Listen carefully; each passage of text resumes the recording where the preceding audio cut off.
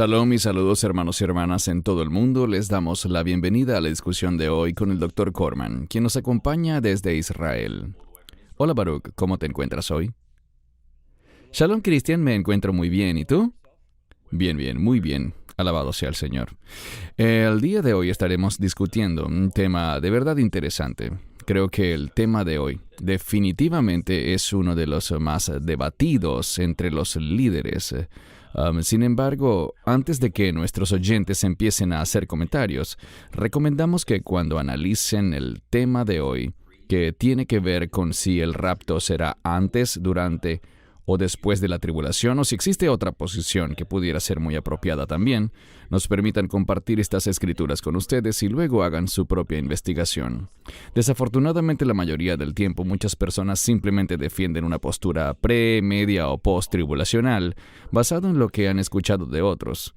Baruch y yo siempre les pedimos que ni siquiera nos crean a nosotros, sino que vayan a la palabra de Dios, a las Escrituras, pidiéndole al Espíritu Santo su guía para entenderlas. Así que me entusiasma la discusión de hoy y si al final no estás de acuerdo con nosotros, como hemos dicho en el pasado, pueden expresar su desacuerdo, pero siempre en el marco del respeto. Hoy también vamos a analizar una diferencia muy importante que existe entre la tribulación y la gran tribulación, y por supuesto las distintas perspectivas de cuándo ocurrirá el rapto. Así que si estás listo, Baruch, iniciemos. Muy bien, iniciamos. Como siempre les recuerdo que estaremos viendo los textos tanto en inglés como en español para nuestras audiencias en ambos idiomas. Creo que es muy importante que logremos distinguir primero la diferencia entre la tribulación y la gran tribulación, antes de iniciar el debate sobre las distintas posiciones en cuanto al tiempo en el que ocurrirá el rapto. Definitivamente se trata de un tema que necesita esclarecerse a cabalidad. Hay mucha desinformación y hay personas que tristemente están muy mal informadas en cuanto a la tribulación y a la gran tribulación. Entonces, lo que haremos primero es mirar lo que generalmente se describe como tribulación y gran tribulación, para luego darte la palabra, Baruch, para tu enseñanza. Entonces, lo primero que quiero leer es una definición, como dije antes, de cómo generalmente la gente tiende a identificar la tribulación. La tribulación es un período futuro de 7 años, cuando Dios terminará su disciplina sobre Israel y finalizará su juicio sobre el mundo incrédulo.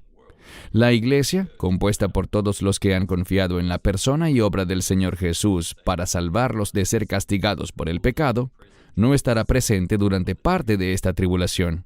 ¿Qué puedes comentar, Baruch, sobre esta descripción bastante común, aunque quizás no sea la más correcta, sobre la tribulación? Sí, hay un asunto muy importante en cuanto a lo que veíamos en la primera lámina que decía rapto pre, en medio o al final de la tribulación, como si esas fueran las únicas posturas posibles, una de las tres.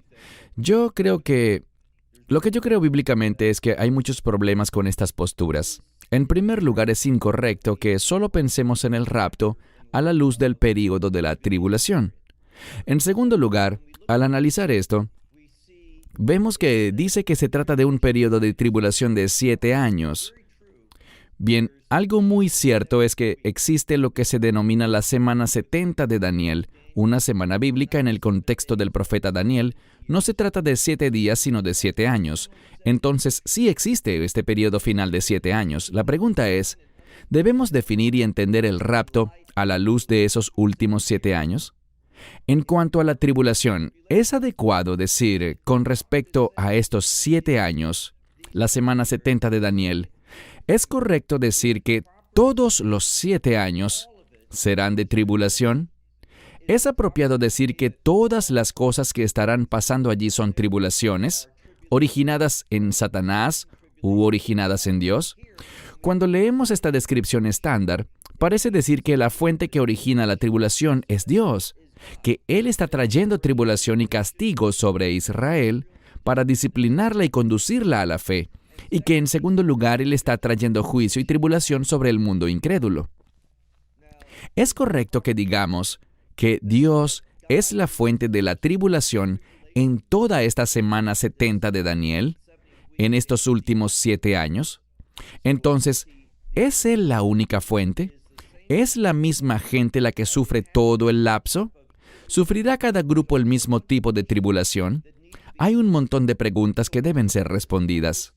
Al leer esta definición, entiendo y agradezco que la hayas puesto porque esta es la visión que la mayoría tiene y en la que la mayoría de los evangélicos piensa. Y con respecto a la última frase, muchos creen que la iglesia no estará presente para nada del periodo de tribulación. De hecho, con frecuencia, quienes creen en el rapto pretribulación te dirán que los últimos 7 años constituyen el juicio de Dios y su ira derramada sobre este mundo. Y por lo tanto, la iglesia no tiene nada que ver con eso. Y de nuevo debemos preguntarnos bíblicamente, ¿podemos encontrar un verso que nos diga claramente que los últimos 7 años de la semana 70 de Daniel es una tribulación procedente de Dios, toda ella? Que en todos esos 7 años se derrama la ira de Dios y que Él es el arquitecto de todo lo que estará pasando. Yo, de hecho, le pido a la gente y les reto a que me muestren la cita, número 1, que diga que todos los últimos 7 años son un periodo de tribulación, en el que Dios será la fuente de todo lo que pase. Demuéstrame que todo el periodo consistirá en la ira de Dios. Y en tercer lugar, les pregunto si es adecuado definir al rapto colocándole una fecha, y cuando digo fecha me refiero a ponerlo en un orden cronológico en torno a la tribulación. Todas estas cosas deben ser respondidas con base bíblica, y no solo basado en lo que parece ser la definición popular de los teólogos de hoy. Correcto, gracias.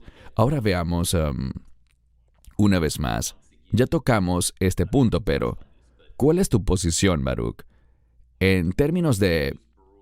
Y por supuesto estamos analizando pasajes bíblicos más adelante con detalle, pero a manera de introducción una vez más, en tu opinión, ¿crees que la tribulación iniciará en algún punto durante el tiempo cuando el anticristo haya confirmado algún tipo de acuerdo de paz con Israel? Bueno, los últimos 7 años se inician con un acuerdo, un tratado, un pacto que se realizará. Y uno de los resultados de este tratado o acuerdo es que el templo estará funcionando. Entonces, inicialmente será un tiempo de paz, de tranquilidad, de prosperidad, de estabilidad, cuando iniciarán esos últimos 7 años. Los únicos que estarán sufriendo inicialmente a manos del enemigo serán los creyentes, porque no estaremos de acuerdo con este imperio, con el gobierno del anticristo. Hay personas, quizás podamos profundizar en esto, aunque no sé si nos dé tiempo, pero hay personas que creen que los creyentes no estaremos presentes cuando el anticristo sea revelado. Yo les sugeriría enfáticamente que lo que dice segunda a los tesalonicenses destruye tal punto de vista. Pero dejando eso a un lado por un minuto, hay una diferencia entre la revelación del anticristo y cuando esa bestia, ese imperio del anticristo, empiece a funcionar. La pregunta es, ¿existe alguna señal bíblica, alguna escritura que diga que está prohibido, que no se puede, que es imposible que el imperio del anticristo, este imperio sobre el cual él eventualmente gobernará, yo creo que ese imperio se iniciará antes de la obra y la revelación del anticristo. Pero ¿hay alguna evidencia bíblica que indique que la iglesia no puede estar allí presente? Ese es un asunto importante, y retomando lo que tenemos en pantalla, lo cual considero que es muy importante, ¿es bíblico definir el rapto a la luz del período de la tribulación? Yo no conozco el pasaje de la Escritura que haga eso. En un video sobre el rapto que publicamos hace poco, hablamos sobre lo que ocurrirá durante el rapto. Y, Cristian, tú elegiste muy acertadamente 3 pasajes que hablan sobre el rapto. Primera a los Tesalonicenses 4, primera a los Corintios 15, y luego ese pasaje en el que el Mesías dice que uno será tomado y el otro será dejado, en Mateo 24 y Lucas 21. Lo que podemos ver es que en ningún lugar de estos pasajes que describen el rapto, ninguno de ellos lo ubica a la luz de algún supuesto período de tribulación. El problema que yo tengo es que no encuentro evidencia bíblica para este período de tribulación en el sentido como los teólogos lo describen. como 7 años de actividad de Dios, en los cuales Él derramará tribulaciones sobre el mundo. Y lo separan definiendo un periodo de tribulación y dentro de ese periodo, la gran tribulación. Creo que debemos ser muy cuidadosos en cuanto a lo que la Escritura dice sobre la gran tribulación. Creo que será un punto que tocaremos hoy, pero es necesario que permitamos a la Escritura definir nuestra perspectiva. Hace un tiempo atrás hicimos, creo que hace más de 2 años, publicamos un video y creo que lo dividimos en 2 secciones, con 28 preguntas que deben ser respondidas con respecto al rapto. Mi deseo es que la gente recorra todas esas preguntas, todas relacionadas con la Escritura. Si las analizas todas y formulas tu punto de vista basado en las Escrituras para cada una de esas preguntas, lograrás establecer una posición más sólida para discutir estos asuntos, en vez de confiar en lo que algunos teólogos han publicado por ahí y que, en mi opinión, tienen problemas para encontrar respaldo en las Escrituras. Correcto, gracias. Ahora, mencionamos la gran tribulación, pero me gustaría que compartiéramos aquí, insisto, la definición genérica o popular sobre lo que significa la gran tribulación. Y luego te daremos paso para tu enseñanza, Baruch. La gran tribulación es la última mitad de la tribulación. En Mateo 24:21, Jesús dice, «Porque habrá entonces una gran tribulación, cual no la ha habido desde el principio del mundo hasta ahora, ni la habrá». En este versículo, Jesús se refiere al evento de Mateo 24:15, que describe la revelación de la abominación desoladora, el hombre también conocido como el Anticristo. Además, Jesús en Mateo 24:29 al 30 declara, «Inmediatamente después de la tribulación de aquellos días, el Hijo del Hombre aparecerá en el cielo, y entonces todas las tribus de la tierra harán duelo y verán al Hijo del Hombre viniendo sobre las nubes del cielo, con poder y gran gloria». Jesús define la gran tribulación, en el verso 21, como el inicio de la revelación de la abominación desoladora. Creo que hemos mencionado esto en videos anteriores. Estamos de acuerdo que antes de que el rapto ocurra, la abominación desoladora debe suceder, y veremos varias citas al respecto más adelante, pero ¿qué puedes comentar, Baruch, sobre esta definición genérica y, digamos, errada sobre lo que es la gran tribulación? Sí, quiero que nuestros espectadores sepan que nosotros discutimos estos temas antes de grabar estos videos, y estuvimos de acuerdo en que esto debía citarse de la manera como Christian lo ha citado, con el fin de poder examinar lo que comúnmente se enseña. Pero aquí está el problema. Yo creo que la gente es demasiado descuidada con la palabra de Dios y no le presta atención al vocabulario bíblico como debería. Por ejemplo, yo asumiría la posición y diría que la gran tribulación no ocurre durante la segunda mitad de la semana 70 de Daniel, o, como dice aquí, en la última mitad del período de tribulación, en los últimos 3 años y medio. ¿Por qué? Noten la cita que se nos está dando. E insisto, lo que tenemos en pantalla solamente es lo que representa la visión genérica y común. Dice en Mateo 21:21, Yeshua dice que habrá gran tribulación. Y eso es literalmente lo que dice, que habrá gran tribulación, pero no utiliza la frase la gran tribulación. Lo que me gusta hacer cuando discuto esto, le pregunto a la gente, dime, ¿cuál es el único lugar en el que ese término, y estamos hablando de la gran tribulación, ¿cuál es el lugar en la Escritura donde se llama la gran tribulación con ese término y no con ninguna variación? El término en Mateo 24:21 dice que habrá gran tribulación, pero no dice la gran tribulación.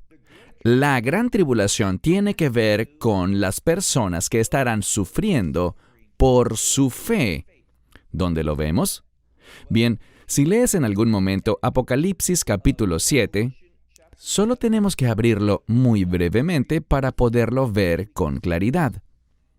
A la luz de este pasaje, la gente dirá, bueno, esto será después del rapto, estos son los santos de la tribulación. Bien, Te pregunto, ¿cuál es el verso de la Escritura que utiliza ese término, indicando que habrán santos de la tribulación, que surgirán personas que harán esta gran declaración de fe después de que ocurra el rapto? En medio del derramamiento de la ira de Dios, insisto, yo no veo eso. Y este es el problema que tengo. Cuando leo Apocalipsis capítulo 7, y mencionamos esto en el video anterior sobre el rapto, que habrán personas que estarán en el cielo, que tendrán vestiduras blancas, que tendrán una rama de palma en su mano, simbolizando tal como cuando pensamos en la fiesta de los tabernáculos.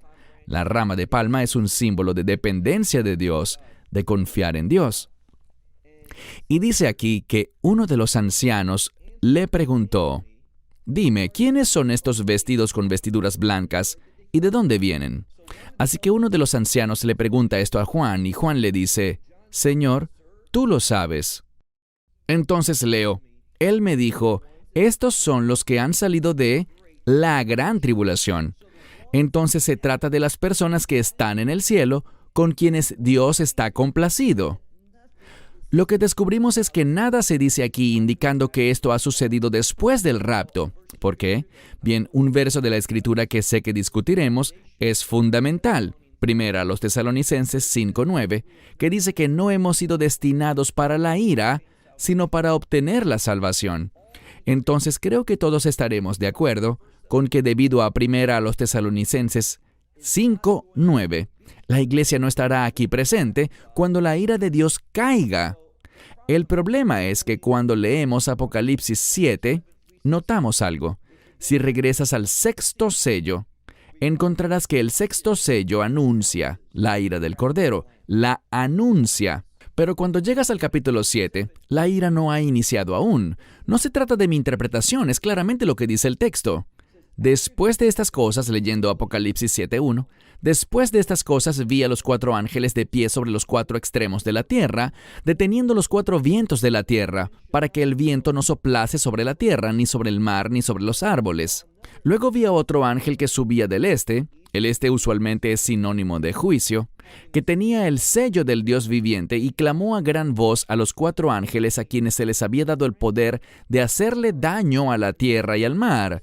Este daño representa la ira del Cordero, y encontramos que algo pasa. De hecho, pasan 2 cosas. Israel, las 12 tribus, los 144,000, son sellados, y luego tenemos esta imagen de aquellos que han venido de la gran tribulación. Yo sugeriría que ese término, la gran tribulación, se relaciona con la iglesia, siendo perseguida, y cuando salgamos de ese período, saldremos de esa gran persecución mediante el rapto. El único lugar en el que el término la gran tribulación es utilizado tiene que ver con los creyentes, y el problema es que ocurre antes de la ira de Dios, así que no podemos decir como hacen algunos, que estos son los que llegarán a la fe durante la gran tribulación, que se perdieron del rapto pero que por alguna razón tienen una gran fe. No existe un texto en la Biblia que diga que cuando se inicie la ira de Dios, y la ira de Dios se inicia con el 7º sello, en el capítulo 8 de Apocalipsis, entonces si de hecho la promesa que tenemos es que no sufriremos la ira de Dios no se inicia sino hasta el capítulo 8 en Apocalipsis, por lo que la gran tribulación será antes de la ira de Dios, y les puedo afirmar también que será antes de la abominación desoladora, y de ninguna manera será después de la abominación desoladora. La gran tribulación que sucederá antes de la abominación desoladora se debe a que la iglesia se resiste en contra de la obra del anticristo. Todas estas cosas, no tenemos tiempo para analizarlas una por una, pero si lees y estudias Segunda a los Tesalonicenses capítulo 2 y prestas atención a la gramática utilizada allí, queda claro que el rapto no sucederá hasta que la abominación desoladora tenga lugar, y poco después, muy poco después, nadie sabe el día ni la hora, el rapto ocurrirá. Antes de continuar, Baruch, creo que has tocado varios puntos muy buenos, y antes de que las personas que defienden la postura pretribulación empiecen a comentar, aguarden un momento. Quiero preguntarte algo, Baruch. Cuando la gente se resiste a leer las Escrituras y a estudiar más profundamente los textos que resaltan la tribulación que experimentarán los creyentes, ¿crees que se debe a que han sido adoctrinados por demasiado tiempo con esta postura pre-tribulación? ¿O quizás es un asunto de temor y que no quieren aceptar el hecho de que vendrán grandes dificultades a futuro? Creo que ambos elementos juegan un rol muy importante en que la gente mantenga y no quiera mirar enteramente las Escrituras. Ambos elementos.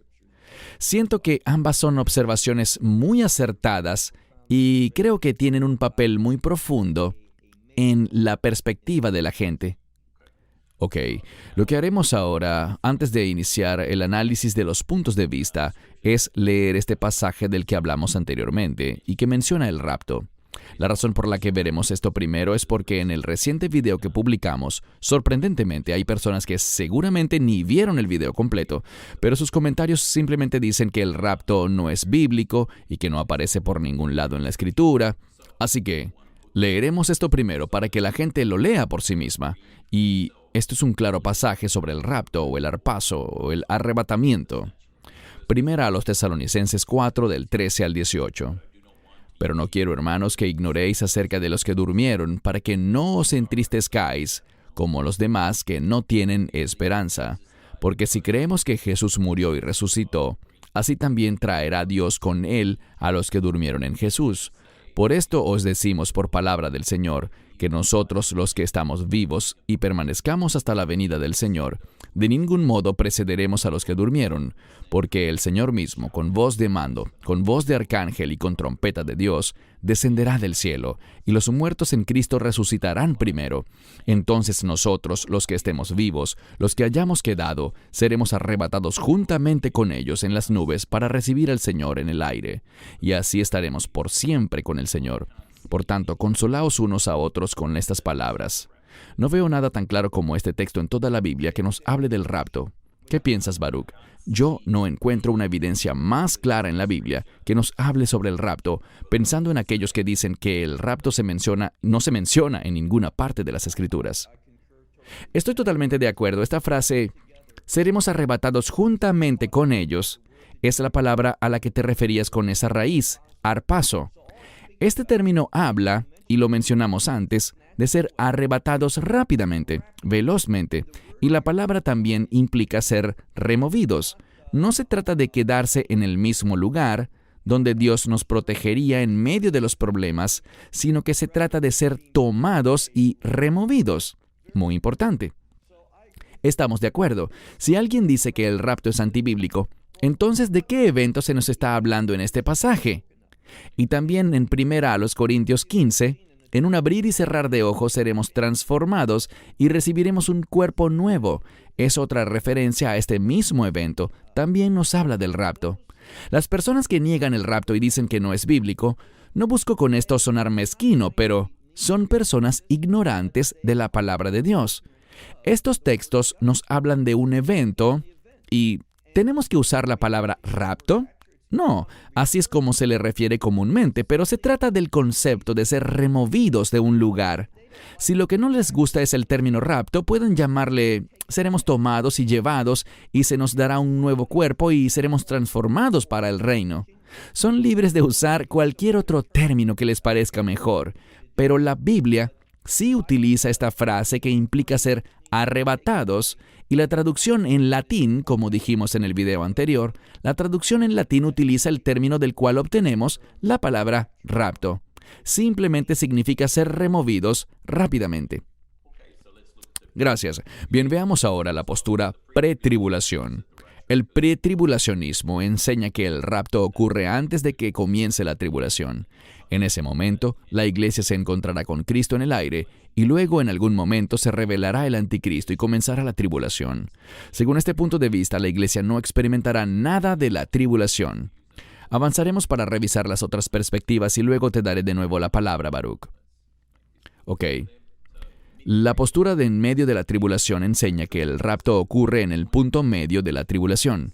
En este momento suena la séptima trompeta basado en Apocalipsis 11. La iglesia se encontrará con Cristo en el aire y luego los juicios de las copas se derramarán sobre la tierra, en un tiempo conocido como la Gran Tribulación. En otras palabras, el rapto y la segunda venida de Cristo, para establecer su reino, están separados por un periodo de 3 años y medio. Según este punto de vista, la iglesia pasa por la primera mitad de la tribulación, pero se salva de lo peor de la tribulación en los últimos 3 años y medio. La tercera postura que revisaremos es el post-tribulacionismo, que enseña que el rapto ocurre al final o cerca del final de la tribulación.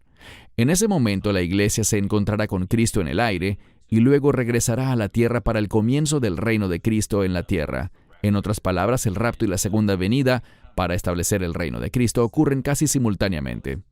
Además de estas tres, una postura que muchos olvidan considerar es la postura pre-ira. La teoría del rapto antes de la ira dice que el rapto ocurre antes del gran día de la ira mencionada en Apocalipsis 6:17. Según este punto de vista, los creyentes pasan por alguna parte de la tribulación, pero no sufrirán la ira de Dios que vendrá justo antes del final de la tribulación. La iglesia soportará la furia de Satanás y la persecución del hombre, pero se librará de la ira de Dios. Antes de que Dios derrame su juicio final sobre el mundo, la iglesia será arrebatada al cielo. Baruch, tenemos estos 4 puntos de vista que son los más populares y sabemos que hay algunos otros. Estoy claro de cuál es nuestra postura, pero ¿a cuál crees tú que la gente debería alinearse más? ¿A la postura pre-ira? Sí, yo me iría muy cerca con lo que está expresado aquí. Lo estoy leyendo y tengo cierta duda porque has hecho un gran trabajo para resumir estos puntos de vista. Pero yo no estoy 100% de acuerdo con la postura pre-ira de Dios que postula Marvin Rosenthal. Por ejemplo, lo que leemos aquí. La teoría del rapto anterior a la ira dice que el rapto ocurre antes del gran día de la ira, Apocalipsis 6:17. Ese pasaje simplemente anuncia ese día. Así que el verso 17 no está diciendo que es el inicio de la ira, sino es apenas el anuncio de la misma. Pero con el resto de la definición sí estoy totalmente de acuerdo. En segundo lugar, muchas personas, debido a mi posición en cuanto a la abominación desoladora, que ocurrirá a mitad de ese periodo, mucha gente me califica como un medio tribulacionista. Pero cuando analizas esa posición, hay muchas consideraciones de la postura de la media tribulación con las que no estoy de acuerdo. Por lo tanto, me siento mucho más cercano a la teoría del rapto previo a la ira de Dios. Muy bien, lo que haremos ahora será analizar varias escrituras que nos darán un entendimiento más claro. Juan 16:33. Estas cosas os he hablado para que en mí tengáis paz. En el mundo vosotros tendréis tribulación, pero confiad, yo he vencido al mundo.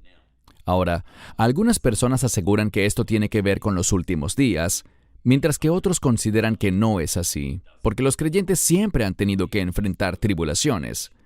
Pero, ¿qué piensas de este verso, Baruch? ¿Se refiere a los últimos días o no? Bueno, creo que es algo muy general. Él nos promete que tendremos tribulaciones desde el momento del inicio de la iglesia hasta el final de la era de la iglesia. Sufriremos aflicción. Nunca se nos ha prometido que no sería así. Y este es uno de los problemas de usar el término pretribulación. Ahora, por supuesto que lo que ellos quieren decir es, y quiero ser justo con mis amigos con quienes disiento en este punto, cuando ellos dicen pretribulación, no están diciendo que la iglesia no enfrentará tribulaciones, sino simplemente que no serán parte de esos últimos 7 años. Así que ellos no están diciendo que la iglesia será librada de toda tribulación. Seamos justos con ellos. Yo veo este versículo como una declaración muy general. Bien, correcto. Gracias por aclararlo, pues mucha gente necesitaba tener claro este verso, si se trata de algo general o específico para los últimos días. Ahora, de este verso hablamos ya y dijimos que es muy preciso. Primera a los Tesalonicenses 5:9. Porque no nos ha puesto Dios para la ira, sino para alcanzar salvación por medio de nuestro Señor Jesucristo. Para todas las personas que creen en el rapto antes de la tribulación, sé que muchos ministerios, y lo he visto con mis propios ojos, ellos citan y defienden que este versículo busca principalmente enfatizar y subrayar la postura pre-tribulación. No estamos en desacuerdo con el hecho de que no experimentaremos la ira de Dios. Pero lo que sí queremos decirles es que deben tener mucho cuidado, pues al tener esta idea y defender una postura que afirma que no atravesaremos dificultad alguna, no permite que nos preparemos para lo que ha de venir. ¿Qué piensas, Baruch, sobre este verso en cuanto a la postura pre-tribulación? Bueno, creo que es muy importante que si estamos tratando un punto, y no me dirijo a la gente que solo se sienta a observar, sino a aquellos que abiertamente exponen estas posiciones teológicas distintas, y ellos deben tener cierto grado de experticia y comprender los términos. Siempre me gusta señalar que hay una diferencia entre la palabra para persecución o tribulación, que es delipsis, y la palabra orgí, que significa ira. Son dos palabras diferentes que hablan de dos situaciones muy distintas. En un sentido escatológico, en referencia a los últimos días, cuando hablamos sobre tribulación, delipsis, el que la causa no es Dios. Él no es el autor o la fuente de la tribulación, sino el enemigo.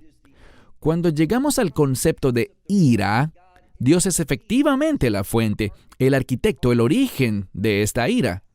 Entonces es una distinción importante. Lo que le diría a mis amigos, y de nuevo, me encantaría estar equivocado, no tendría el menor problema. Estoy totalmente abierto a oír las razones por las que mi posición sería incorrecta, pero le preguntaría simplemente a mis amigos, ¿cuál es la base bíblica para que la ira de Dios, y esto es lo que la gente de la pretribulación cree, como acertadamente tú lo resumiste, Cristian, en la definición que colocaste en pantalla? Ellos creen que todos los 7 años finales serán un tiempo de derramamiento de la ira de Dios. Mi pregunta es, ¿cuál es la base bíblica para creer que la ira de Dios se iniciará el día 1 de los últimos 7 años o la semana 70 de Daniel? Y puedo decirte lo que ellos dicen. Ellos dicen, mira, estas cosas son horribles. Y estoy de acuerdo, habrá un montón de cosas horribles que iniciarán en el comienzo de esos últimos 7 años. Y luego dicen, si estas cosas son así de malas, Dios debe ser la fuente. No, ese es un argumento basado en el razonamiento humano. Como esto es tan malo, Dios debe ser la fuente.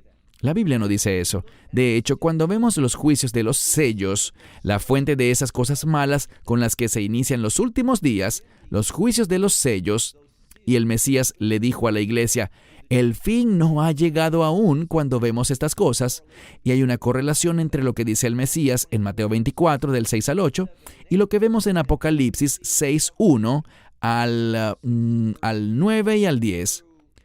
Hay una correlación.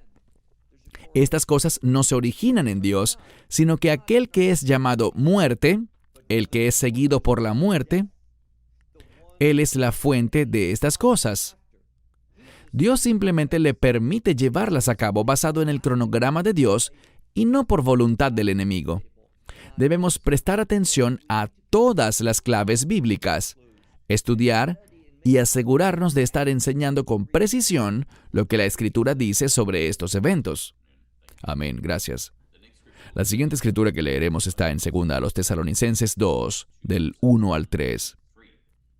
Ahora bien, hermanos, en cuanto a la venida de nuestro Señor Jesucristo y nuestra reunión con Él, os rogamos que no os mováis ni os turbéis pronto de vuestro entendimiento, ni por espíritu, ni por palabra, ni por carta, como si fuera nuestra, como si el día de Cristo había llegado.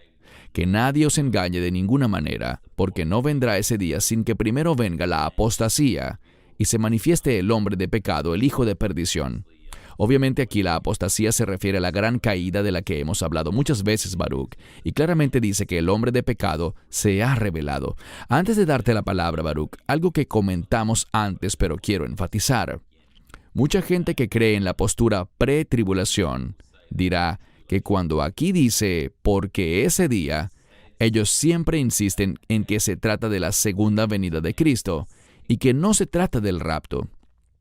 ¿Qué les respondes? Porque claramente leemos aquí que la apostasía debe venir primero y el hombre de pecado, el anticristo, debe ser revelado. Cuando comparamos manuscritos griegos surge un debate. Yo argumentaría que el mejor manuscrito, del cual se ha traducido en inglés la versión King James, dice el día de Cristo. En segundo lugar, tenemos que evaluar el contexto. Si vemos el primer verso que dice, hermanos, en cuanto a la venida de nuestro Señor Jesucristo, ¿a qué venida se refiere? ¿Al rapto o a la segunda venida? Allí mismo se responde, a nuestra reunión con Él. Entonces, cuando hablamos de la segunda venida, allí no nos reuniremos con Él, sino que ya estaremos con Él, por lo que la postura pretribulación, seamos precisos, ellos dirán que el rapto ocurrirá antes de los últimos 7 años, y la mayoría dirá que muy cerca del inicio de esos últimos 7 años. ¿Dónde estará la iglesia en esos últimos 7 años? Con Él. ¿Y qué ocurrirá? Bueno, primero los Tesalonicenses 3:13 dice que cuando el Mesías regrese en su segunda venida, vendremos con Él. Siempre estaremos con Él a partir del rapto. Aprendimos antes en primera los Tesalonicenses 4 que nos consolemos unos a otros con estas palabras. ¿Qué palabras? Que estaremos juntos con Él.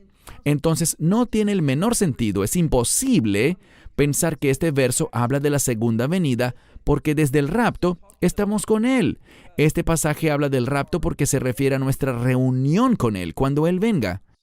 Analizando el griego original aquí, lo que dice literalmente es que con respecto a la venida de nuestro Señor Jesucristo y nuestro encuentro con Él, ¿por qué leí la palabra con 2 veces? Porque el término para el encuentro o la reunión tiene un prefijo.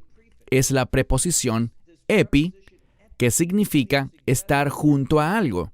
Luego vemos después de la palabra, por segunda vez, el término epi, con Él. Esto le da énfasis. Muchos dicen que no suena a un buen griego clásico, pero es verdad, no se trata de griego clásico. Es un maravilloso griego koiné que fue escrito en ocasiones de manera extraña con el fin de enfatizar ciertas cosas y brindarnos revelación. Este pasaje subraya que la iglesia tendrá un encuentro con Él, y esto solo puede describir el rapto. Y por esto es que la frase que leemos, allí al final del verso 2, dice el día de Cristo, y no dice el día del Señor, el cual se relaciona con la segunda venida, porque este pasaje habla sobre nuestro encuentro con Él. Eso es lo que se enfatiza. Y un último punto. Hay quienes quieren aferrarse tan fuertemente a la postura de la pretribulación que cuando se habla de la apostasía, ellos señalan que se trata de la palabra apo-astemai. Astemai significa sostener y apo, desde. Entonces, sostener desde conlleva el sentido de partir. Entonces ellos dicen que con el fin de justificarse, puesto que comprenden el problema que implica la revelación del hombre de pecado, ellos dicen que la partida de la que se habla aquí es el rapto, que la apostasía es el rapto. El problema con esa interpretación, insisto, es que se están aferrando a cualquier argumento con el fin de justificar su posición. Hablé con un buen amigo que tiene esa postura y le pregunté, ¿realmente crees que la apostasía de la que se habla aquí es el rapto? Y me dijo de todo corazón, Baruch, esta palabra solo significa partida. Y le dije, no solo significa partida, siempre que la encuentras en la Biblia. Pues le pregunté, ¿has estudiado esta palabra? Y me dijo, por supuesto. Entonces, ¿dónde más aparece en la Escritura? Y no tenía idea. Hechos 21:21 es un lugar en el que acusan a Pablo de apartarse de la Torá. El punto es que lo acusaban de partir de algo que era bueno hacia algo que era malo. Ese es el sentido de una apostasía. Obviamente, partir de este mundo para ir al cielo con el Mesías no es algo malo. No es una partida de algo bueno hacia algo malo, sino que es lo opuesto. Es dejar este mundo caído, que es malo, para ir al cielo, que es bueno. En segundo lugar, en el libro de Mateo 5, creo que verso 31, se habla de escribir un certificado de divorcio. Es interesante que esta misma palabra apostasía aparezca allí para definir el certificado de divorcio. ¿Por qué? Porque el matrimonio es algo bueno y apartarse de él implica partir de algo bueno hacia algo malo. Es muy interesante cómo se utiliza esta palabra en la Escritura. No tenemos el derecho ni la libertad de simplemente inventar una definición. Tenemos que dejar que la Escritura y cómo esa palabra se usa en otros lugares dicten para nosotros la comprensión correcta del texto y no simplemente abrazar una interpretación porque es lo que justifica mi postura teológica. Eso es peligroso y realmente no es algo íntegro, torcer las Escrituras con el fin de justificar mi posición. Correcto, gracias. Algunas personas han expresado, al hablar de la abominación desoladora, que es algo que ya sucedió. Algunos piensan que fue en el 70 después de Cristo, otros que fue unos años más tarde, y otros dicen que fue en el año 300 antes de Cristo. Quiero que leamos esta escritura rápidamente y luego te daré la palabra, Baruch, para tus comentarios.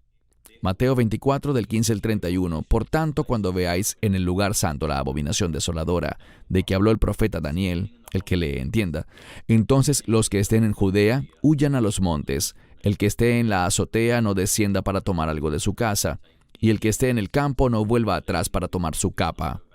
Mas ay de las que estén encintas y de las que críen en aquellos días. Orad, pues, que vuestra huida no sea en invierno ni en día de reposo, porque habrá entonces gran tribulación, cual no la ha habido desde el principio del mundo hasta ahora, ni la habrá. Y si aquellos días no fuesen acortados, nadie sería salvo.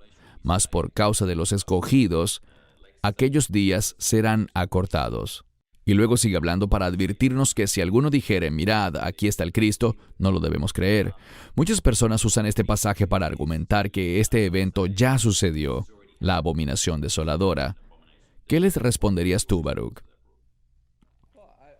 Yo les preguntaría, ¿qué es la abominación desoladora? ¿Dónde aparece en la Escritura? Y el problema es que muchos tienen convicciones fuertes, pero cuando les preguntas lo que debería ser un tema muy sencillo, si has estudiado esto a profundidad, no tienen respuesta, no lo saben. ¿Dónde se menciona la abominación desoladora? Si este es un tema importante, lo deberíamos saber. Por ejemplo, se menciona en Daniel, capítulo 9, verso 26. Y allí solamente dice que habrá una abominación desoladora. No dice de qué se trata o si está relacionada con el anticristo. Punto. Luego descubrimos que también se menciona en Daniel capítulo 11, verso 36, donde nos brinda información adicional. Tiene que ver con un rey que se exalta a sí mismo por encima de todo lo que se llama Dios o es santo. Eso es lo que se nos dice allí. Y luego, como bien señalaste, en Mateo 24, 15, y en sus pasajes paralelos de Marcos 13 y Lucas 21, tenemos al Mesías hablando, dirigiéndose a sus discípulos a quienes les dice, cuando ustedes vean algo significativo. Una de las preguntas que le hago a la gente es, ¿por qué el Mesías les dice, cuando ustedes vean, hablándole a los discípulos? ¿Será porque esto ocurrió en sus días? No, es debido a que cuando le hablaba a sus discípulos, lo que les decía a ellos también tenía relevancia para los discípulos de los últimos días. Entonces vemos el término en Daniel 9 y en Daniel 11, y también se menciona en el capítulo 12 de Daniel, donde se indica que Él le pondrá fin a las ofrendas y sacrificios en ese templo, el cual será el templo del anticristo. Entonces Daniel 9, 11 y 12, luego en los evangelios también, especialmente en Mateo 24, 15, y por última vez se menciona en segunda a los Tesalonicenses capítulo 2, donde en el verso 4, Pablo retoma lo que se dijo en Daniel 11:36, detallando sobre el anticristo, que en la abominación desoladora, en la revelación del anticristo, él se sentará en el lugar santo, o de hecho, en el lugar santísimo. Ahora, si te fijas en la mayoría de las Biblias, dice que él se sentará en el templo. Pero de nuevo, debemos ser personas que estudian bien para mostrarse aprobados. Pregúntate, ¿el templo? El templo es un lugar muy amplio. Hay muchos lugares distintos dentro del área del templo. Y lo interesante es que la palabra templo no es la que aparece aquí. Yo estoy consciente de que la mayoría de las Biblias traducen este término como templo, pero está mal. El término bíblico griego para templo es gerón, pero aquí no dice gerón, dice neos, en la construcción gramatical neón. ¿Por qué? Neos significa el santuario. Entonces es una referencia a lo que llamamos en hebreo Devir Jabaet o Kodesh Kodeshim, el lugar santísimo. La abominación desoladora consiste específicamente en que el anticristo, que no es Antíoco Epífanes, ni tiene nada que ver con lo ocurrido en el 70 después de Cristo, o antes de ese año, cuando Antíoco Epífanes, de acuerdo con la tradición, sacrificó un cerdo sobre el altar. Esa no es la abominación desoladora. No ocurrió durante el tiempo de Antíoco Epífanes, ni durante la celebración del Hanukkah, en el segundo siglo antes de Cristo. No ocurrió en el 70 tampoco después de Cristo. No, solo sucederá cuando el anticristo llegue al lugar santísimo, se siente sobre ese asiento entre los dos querubines, en el propiciatorio, que en hebreo llamamos el caporet, la tapa del arca del pacto, en el lugar santísimo. ¿Por qué? Porque allí es donde la presencia de Dios habitaba. Mira Números capítulo 7, verso 89. Es lo que dice allí. Entonces Él se autoproclamará Dios. De eso se trata la abominación desoladora. Si alguien dice que esto ya ocurrió, es porque no entienden la Biblia. Y seré más específico, no entienden el Nuevo Testamento y lo que dice Pablo en 2 Tesalonicenses 2:4 sobre lo que es la abominación desoladora.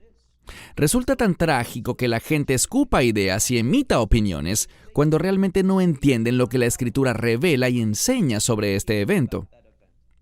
Sí, y corrígeme si me equivoco, Baruch, pero varias personas me han hecho esta pregunta y yo mismo me la hacía en el pasado.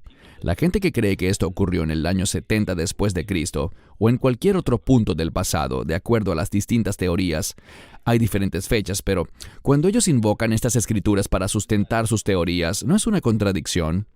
Porque si ves el último párrafo aquí, dice que inmediatamente después de la tribulación de aquellos días, el sol se oscurecerá y la luna no dará su resplandor, y las estrellas caerán del cielo y las potencias de los cielos serán conmovidas. Entonces aparecerá la señal del Hijo del Hombre, y eso no ha sucedido aún, por lo que siempre les pregunto, ¿ya esto pasó? Obviamente no ha sucedido, y yo además les preguntaría esto, ¿a qué se refiere aquí el Mesías con la frase que dice después de la tribulación? Puedo decirte con absoluta precisión que no se está refiriendo a la semana 70 de Daniel. No habla de esos 7 años finales. A eso no es a lo que él se refiere aquí. Cuando él dice después de la tribulación, de lo que está hablando es de lo que anunció el profeta Jeremías en Jeremías 37, donde dice en hebreo, Etzera Hile Yaakov, Umemena Yeveshea, que significa un tiempo de angustia. ¿Para quién? Para Jacob, para Israel. Israel es quien sufrirá, iniciando desde Mateo 24:16. Es Israel quien atravesará esa tribulación. Está hablando sobre el tiempo de la angustia de Jacob, no de la semana 70 de Daniel. Ahora, ¿están relacionadas las semanas 70 de Daniel con el tiempo de angustia de Jacob? Sí, la angustia de Jacob sucederá en la segunda mitad de la semana 70 de Daniel. Lo que le preguntaría a la gente es, ¿qué la causa? ¿Cuál es el evento que causa esta tribulación? Que no es la gran tribulación, sino gran tribulación sobre Israel, a la que el Mesías se refiere desde el verso 16 hasta el verso 29, cuando el Mesías regresa. ¿Cuál es la causa de esto? La causa es que rechazarán al anticristo, que no aceptarán al anticristo cuando realice la abominación desoladora. Por esto es que el anticristo empezará a perseguir al pueblo judío por su rechazo. Y no imaginas la cantidad de emails que me envían, y cuando dicto conferencias, la gente se me acerca y me pregunta lo siguiente: ¿no estás de acuerdo con que el anticristo será judío? Y yo les digo, no, ciertamente no estoy de acuerdo. ¿Por qué piensas eso? Y me responden, bueno, ¿cómo entonces lo aceptaría el pueblo judío a menos que fuese judío? En ninguna parte de la Escritura dice que el pueblo judío aceptará al anticristo. Todo lo contrario, lo rechazarán tras la abominación desoladora. La gente solo repite lo que oye, que el anticristo debe ser judío para que el pueblo judío lo reciba. Eso no se enseña en la Biblia, no existe tal versículo. Y si estoy equivocado, envíame ese verso y me contentará reconocer que estoy equivocado, que no había leído ese verso o que no lo entendía adecuadamente, y con todo gusto admitiré mi error. No tengo problema para reconocer que en ocasiones me equivoco, y me ha pasado varias veces, pero en estos asuntos debes estudiar y tener seguridad de lo que dices. Amén. Ahora, te referiste al templo. Sé que nos harán preguntas, así que creo conveniente que nos salgamos del guión por un segundo para preguntarte esto. Tu visión es que cuando el anticristo aparezca y sea revelado, ¿Tiene que existir un templo físico construido en Jerusalén? No hay duda al respecto. Sí, efectivamente existirá un templo. Bien, porque eso descarta inmediatamente otra creencia de los pretribulacionistas según la cual el rapto es inminente, pues, según ellos, el rapto puede ocurrir ahora mismo. Bueno, para ser justos, lo que ellos defienden es que el rapto ocurrirá antes de la construcción del templo, y por esto ellos tienen la perspectiva, como has señalado, y me alegra que lo hayas hecho, esta perspectiva de la inminencia del rapto, que puede suceder en cualquier momento. Yo les retaría, y tengo un libro aquí. Este está escrito en hebreo, pero también lo tenemos en inglés, en rumano, en 5 o 6 idiomas distintos. Este libro habla sobre la esperanza bendita, y en él yo le dedico unas 10 páginas a analizar las escrituras que la gente da para sustentar la doctrina de la inminencia, afirmando que el rapto puede suceder en cualquier momento. Y lo que les he preguntado al oír lo que creen y leer las escrituras que te dan, es ¿realmente estos versos dicen lo que ustedes afirman que dicen? ¿Que el rapto puede ocurrir en cualquier momento? Y al analizar este grupo de más o menos unos 10 pasajes que ellos utilizan para la doctrina de la inminencia del rapto, estos versos no soportan realmente lo que ellos dicen que soportan. Por esto debemos examinar estas posturas. Muchas veces hay gente que dice, mira esta doctrina, aquí está el verso que la sustenta. ¿Qué debes hacer? Tomarte el tiempo para diligentemente revisar cada versículo. Muchas veces puede que ellos aludan a un asunto relacionado, pero no soportan realmente la posición que está siendo establecida allí. Por ejemplo, los teólogos de la Reforma, los calvinistas, lo hacen todo el tiempo. Te dan una larga lista de versos, pero cuando los analizas individualmente, ellos no se refieren de verdad al punto que están defendiendo, porque sus puntos no son bíblicamente sanos. Correcto. Y de nuevo, hermanos y hermanas, compartimos esto en amor y respeto. Podemos no estar de acuerdo en algún punto, pero nuestro objetivo es que el pueblo de Dios esté preparado ante lo que ha de venir.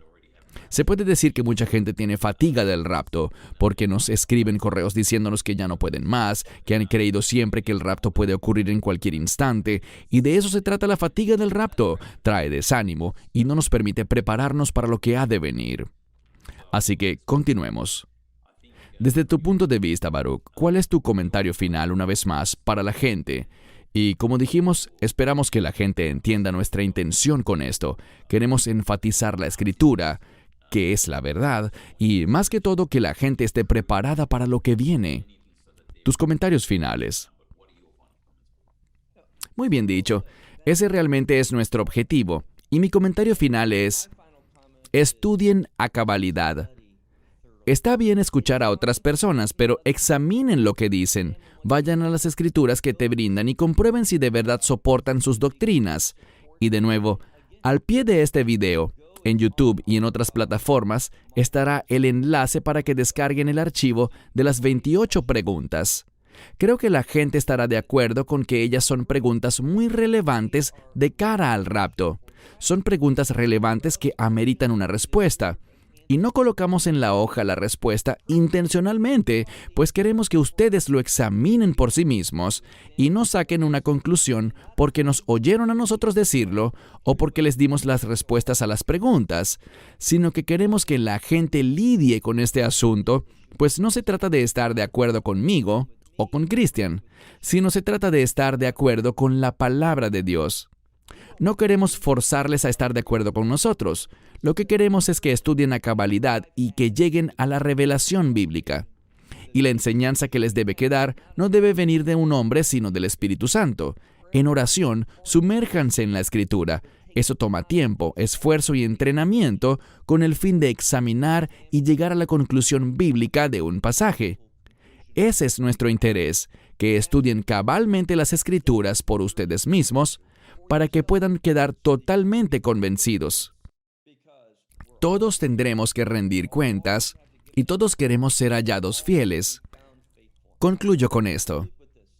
Es solo cuando nosotros nos apoyamos en las Escrituras y en obedecer la revelación de las Escrituras que seremos hallados fieles. Muchas personas tienden a ser muy obedientes a tal teólogo o a tal escuela de pensamiento, pero terminan siendo una decepción ante el Señor. Sigamos las Escrituras, estudiemos diligentemente con el fin de que lleguemos a la verdad de Dios. Amén, bien dicho. Baruch, te haré una pregunta adicional. Sé que muchos lo han preguntado específicamente para ti mediante comentarios y correos. Hemos tocado en muchos videos sobre la convergencia de eventos que está ocurriendo en el mundo. Las profecías se están cumpliendo ante nuestros ojos. Vivimos en tiempos sin precedentes. Estamos viendo una alianza estableciéndose entre Rusia, Turquía, Irán. Muchas cosas están pasando en el mundo. El pecado va en aumento. Jamás anunciamos fechas, eso es seguro. Pero, basado en lo que vemos, ¿crees que el rapto aún está muy lejos? Sé que te estoy metiendo en un aprieto, pero siempre nos hacen esa pregunta. ¿Cuál es tu posición personal? No estamos dando fechas, pero en vista de lo que está ocurriendo globalmente, a veces es como que abrimos la Biblia y es lo mismo que estamos viendo en las noticias. Sí, es totalmente cierto, Cristian. En la Biblia dice que cuando estas cosas empiecen a suceder, bien, yo diría que estas cosas están convergiendo para dar inicio a los tiempos del fin. No estamos allí todavía, pero me gusta mucho el término que utilizas. Los eventos están convergiendo de cara a los últimos días. Si me preguntas si creo que el rapto ocurrirá en los próximos 20 o 30 años, es cierto. Yo sí lo creo. Pienso que estamos así de cerca. Así que no estoy dando fechas, pero podrían ser 50, 100 años. No lo sabemos. Dios es maravilloso para hacer que ciertas cosas se muevan muy rápido, pero luego hace una pausa. Y algunas veces esas pausas pueden durar años o cientos de años hasta que se presente el siguiente avance. Entonces, como dice la Biblia, nadie sabe el día ni la hora, pero eso no significa que no podemos tener una intuición de que está cerca. Y puedo ver que muchas cosas están convergiendo y que se percibe una cercanía en cuanto a los últimos días. Lo primero que debemos esperar son los dolores de parto, de los que habló el Mesías. Cosas como guerras, rumores de guerras, hambrunas, pestilencias y terremotos. Todo esto generará una gran inestabilidad. Y cerraré con esto. La semana pasada estaba con mi esposa disfrutando un par de días libres y le dije, ¿sabes? Disfruta esto, porque realmente creo que en lo que nos queda de vida, y no en un futuro muy distante, no vamos a tener nada. No tendremos una casa, no tendremos comida, no tendremos calzado. Estaremos a la intemperie, marginados, seremos perseguidos y sufriremos pérdidas de toda clase. Así que prepárate para eso, pues es lo que viene. Y creo que viene muy pronto. Ese tipo de persecución, poco a poco más personas verán cómo pierden su empleo y son perseguidas debido a la posición que han adoptado en cuanto a sus convicciones bíblicas. Ese tiempo está muy cerca. Amén. Y puede sonar desalentador para mucha gente, esto que acaba de decir Baruch. Pero debemos entender que lo importante es la eternidad, nuestro futuro eterno con el Mesías Yeshua en su presencia. Eso es lo que importa. Así que personalmente creo y veo que estamos viviendo en tiempos como los de Lot y Noé. Las cosas están saliendo de control y personalmente creo también, sin dar fechas, que nuestra redención está muy cerca. Gracias, Baruch, por tu enseñanza de hoy. Sé que mucha gente nos ha escrito y lo seguirá haciendo con distintas posturas. Lo aceptamos y le damos la bienvenida en el marco del respeto siempre. Suscríbanse al canal si no lo han hecho, compartan y denle like a este video. Pueden escribirnos por email a australasia@lobisrael.org. Baruch desde Israel y un servidor aquí en Sydney, Australia, nos despedimos hasta el próximo video. Shalom y que Dios les bendiga. Shalom and God bless you. Esperamos que te hayas edificado con el mensaje de hoy y lo compartas con otros. Te invitamos a seguir nuestros estudios cada semana por este canal y por el portal de YouTube de Amarás a Israel. También puedes descargar nuestra aplicación móvil gratuita, Mi Estudio Bíblico.